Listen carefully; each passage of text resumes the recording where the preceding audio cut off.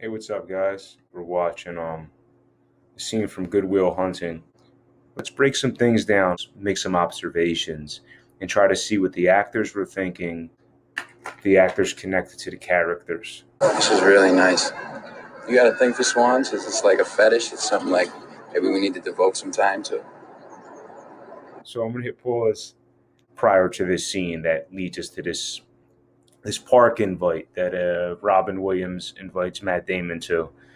So as you can see, Matt Damon is, you know, he of course he knows the character. Well, here goes another thing. I should put a good footnote insert right here is that a lot of times people will say, well, of course, because Matt Damon's a great actor, but they'll say, well, character will be a little easier because you wrote it, right? Incorrect. Just because you wrote a character doesn't mean it could actually make it more challenging for you.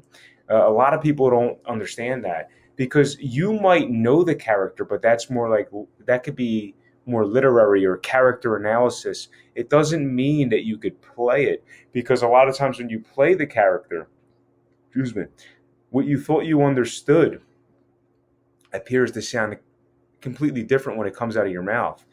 And you start to understand that acting isn't just about character breakdown and just like that intellectual analysis, that it's also about emotion and feeling.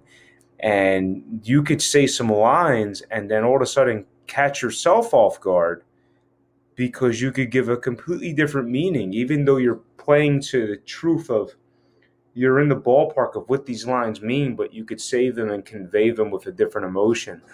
So sometimes if you wrote the character or if you did all your homework and your extra credit and you're the studious actor who writes notes all over his page, you come to play it and it could feel untruthful and you won't understand why, and it could be a huge block for you. So be mindful of that sometimes it can be more challenging if you just don't let go and just have fun and explore. You have to be willing to explore because no one could really understand the magic of the sea. You can't calculate every wave, man. So sometimes you just gotta set sail and do your thing, and be the captain of the ship because you ain't the captain of the sea. So it could be extremely challenging, even if you wrote the character and you know it inside out. So be careful with that. Be mindful of that. It doesn't necessarily make things easier. So now let's get back to that. As you could see, Matt Damon Will Hunting is, he's a Nikola Tesla. He's an Einstein. He's the one genius that pops out every several decades out of millions and millions and hundreds of millions of people. And Robin Williams' character, he's a pretty smart guy himself. Might have a high IQ. We don't really know if he hit the genius mark, but he's very above average, obviously. Very educated, very dedicated. But he's not in the realm of this kid. This kid's just born and he's genetically different. So right here, Robin Williams brings him here because you could see when he says, I was up all night thinking about, Matt Damon. He talks some shit about his painting. It really pissed him off. So when a guy spends, when he's up all night thinking about it, he's like, that little motherfucker. But here's his chance to educate him because just because you have a high IQ, you could be super intelligent. But there's a huge difference between IQ and wisdom. Wisdom is something you gain through the years of living. And there's things that you could experience, which gives you a different intellectual advantage. Because when you actually seen things happen, you have empirical data, empirical intelligence, because you experienced it, knowledge through experience. Matt Damon doesn't really have that. Well, his character doesn't. Will Hunting doesn't really have that because he's still a young boy. He's probably like 20 years old in this film or whatever. His character, I don't know how old Will is. Maybe he's 20, 21, 19, I don't know. But he hasn't really experienced life, and he's kind of closed-minded in some senses, which is ironic to somebody with such a high IQ, right? And so let's get into where Robin Williams his character gets to teach Matt Damon something. So we're going to see some wisdom, and we're going to see some emotional intelligence, and just some general intelligence. So let's go. I thought about what you said to me the other day about my painting.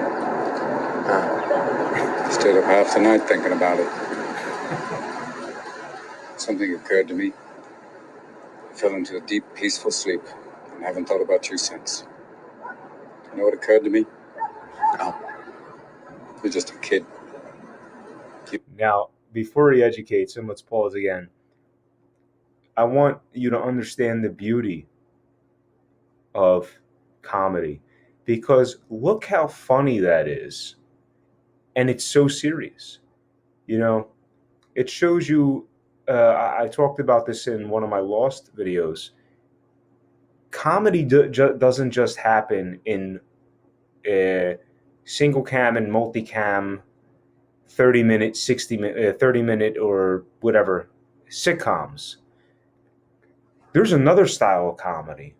And as you can see, Robin Williams, he can do anything he wants. He's even funny in this serious moment. And it's powerful, dramatic acting. It's real acting. He's a phenomenal actor, one of the best of all time, my top 5, one of my personal favorites. And just like Josh Holloway in Lost is very funny in serious situations, it's really a gift. It's really one of my favorite styles of comedy. And look how funny he is in these moments, in those lines he just said, where he thought about it, and I went into a deep, peaceful sleep. But I didn't think about you since, you little fucker. You know, fuck you. Like, he's just so much going on there. So I just wanted to pause and interrupt that. Now let's get to the wisdom, where he teaches this young punk something, right? Well, he's not a young punk in my opinion, but you know what I mean, speaking from his character's perspective. You don't have the faintest idea what you're talking about. Why, thank you. It's all right. You've never been out of Boston. Nope. So if I asked you about art, you'd probably give me the skinny on every art book ever written. Michelangelo. You know a lot about him. Life's work, political aspirations, him and the Pope, sexual orientation, the whole works, right? I bet you can't tell me what it smells like in the Sistine Chapel. You've never actually stood there and looked up at that beautiful ceiling. Seen that. If I ask you about women, you'd probably give me a syllabus of your personal favorites. You may have even been laid a few times.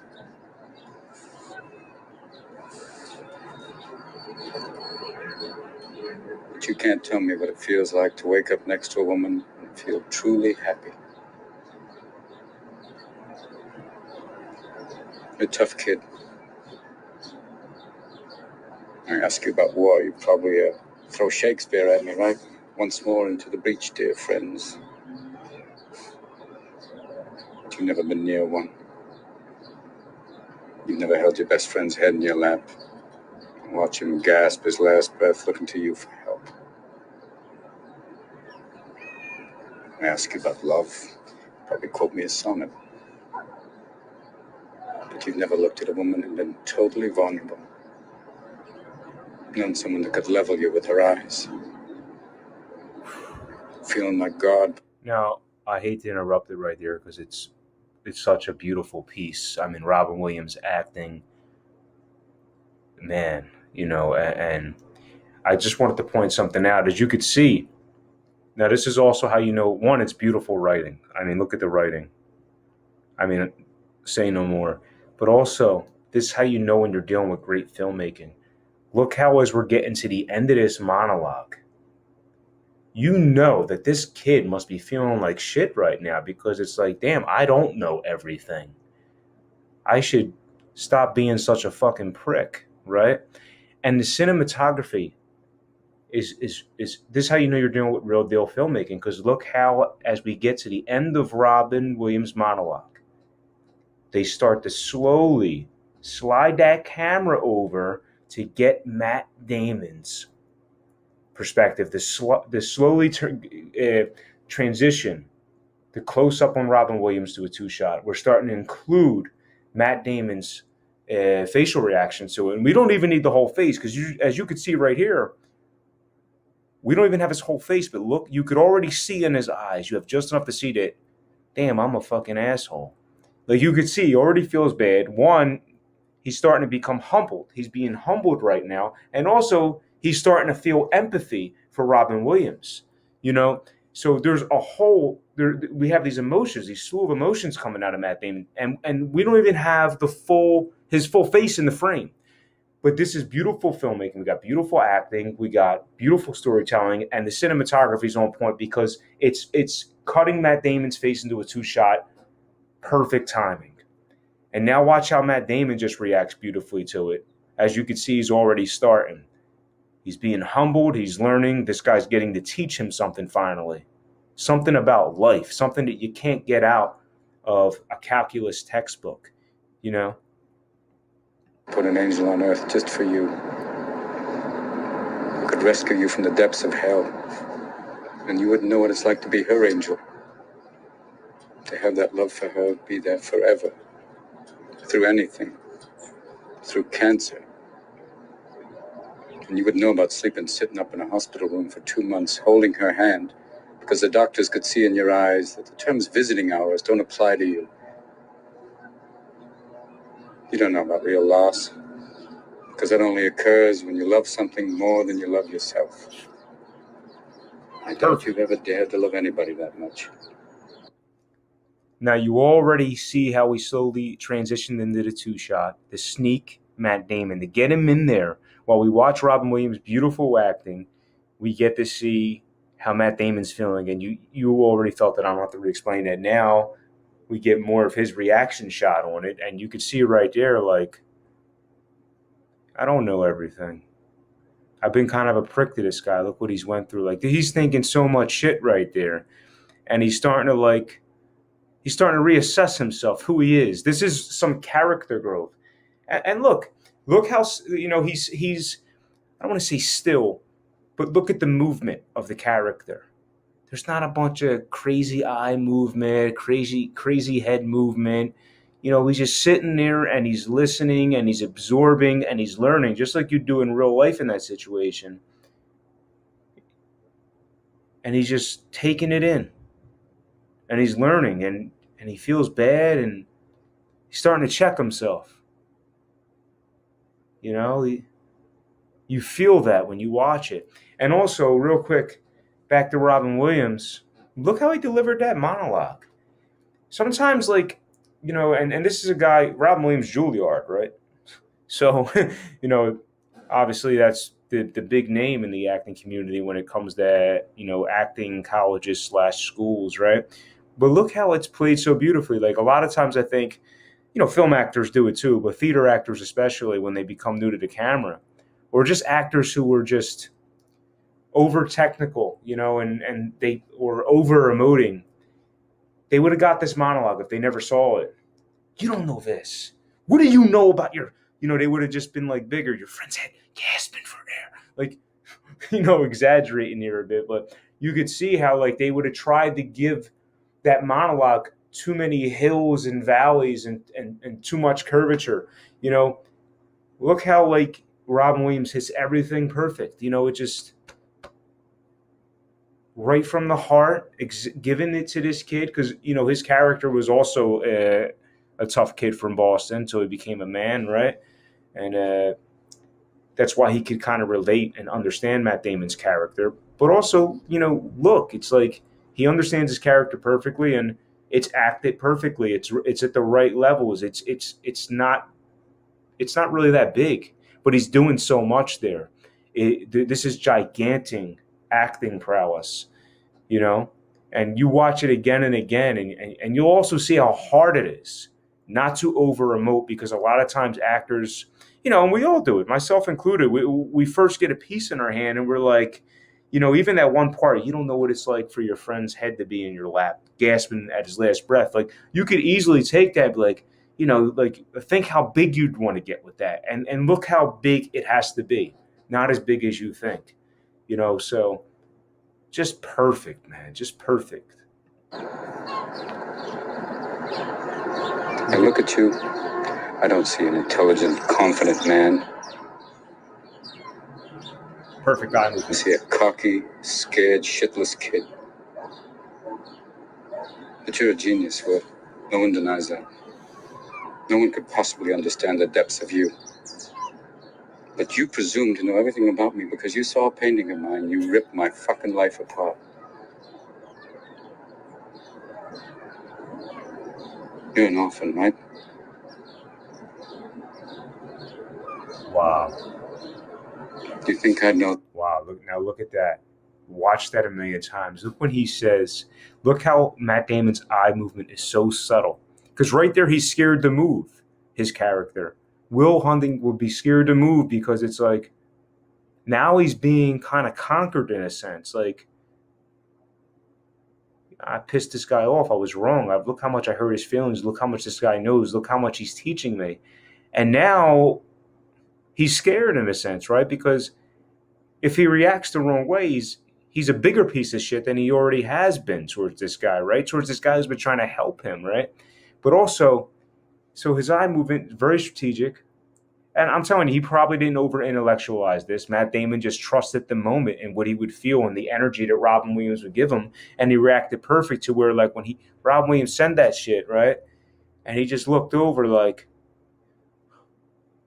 he didn't even do, he just went, you know, you're scared to breathe when somebody's like giving you that type, you know, he's giving him Robin Williams is becoming the father figure that he never had.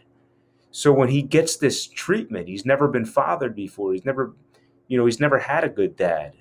And he just looks like, you could tell he's scared to move his eyes. He's scared to look at him. He's scared he might see deeper into his soul. And he just, a little subtle eye movement like that.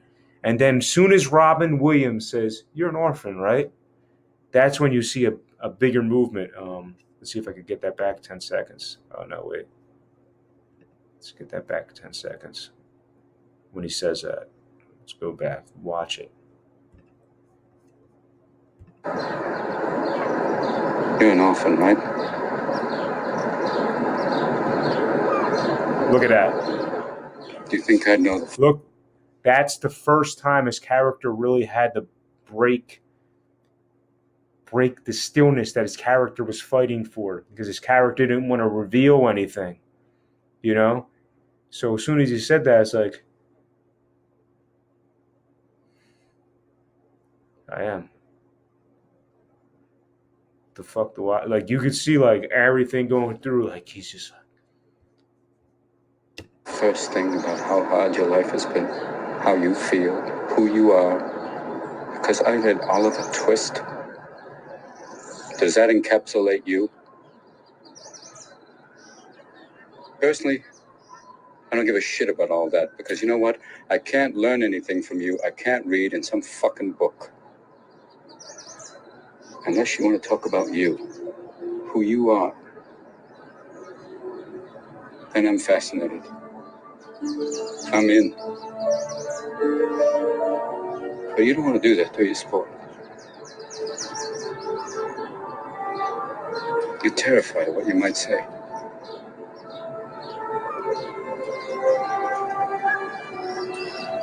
You move, Chief.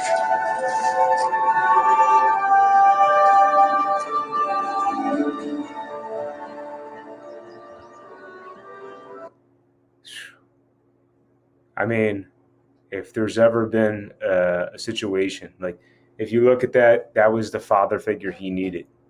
You know, he's never had that in his life. And you can see how he's thinking, man, I need his help. Just beautiful acting, man, from both actors. And you could see like how you might not be the actor with all the lines. Like Matt Damon, would he have like a couple lines to start it off? Look how great his acting was, just sitting there and letting Robin Williams have his shine. And that's how you create a magical scene, because if he was a selfish actor and tried to make it about him so he could, it would have been shit. You know, and he did great acting. When you watch it, Robin Williams is amazing, and Matt Williams plays his part. You know, he dishes him the ball, Pippen to Jordan. You know what I mean? It ain't always about you scoring the bucket and getting the points on the board, you know. Sometimes it's just about getting the assist, even if you don't get the assist because you pass it off, that somebody else that passes it off that gets the assist.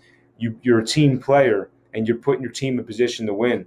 And, that's what this scene is, and it's like, it's just great, man. And you see everything Matt Damon is doing too. Like, he won't let nobody in. His character is just so guarded, and just like Robin Williams says, you're scared because you're terrified of what you might say.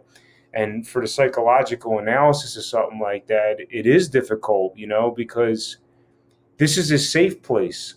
It might sound ironic and contradictory to somebody who, don't you want the pain to go away, but he's lived his whole life with this pain, so he feels safe with it because he doesn't know what it might feel like to let it go or to reveal it because, he's even hiding it from himself. So this is a real moment of growth for his character, So we're just going to leave it at that because I could go on for hours and just watch this scene over and over and break it down. But just look at that. Look at the great acting. Watch how Robin Williams delivers his monologue. Watch how Matt Damon reacts to it and listens, especially when they start to transition, include him in the shot. And look at the arcs of the characters in that scene. Look how Matt Damon comes off and he starts off a cocky little prick, trying to get a reaction, and then look how he's not a cocky prick so more. He's just a humble kid, and you start to see the love in him, So, and it becomes like almost like a father-son type relationship, All right, guys, your boy Dominic Costa. Follow me at Self-Discovered Man on Instagram. Follow me, like my page on Facebook, friend request me, whatever. It'd be great to connect with you guys. Much love.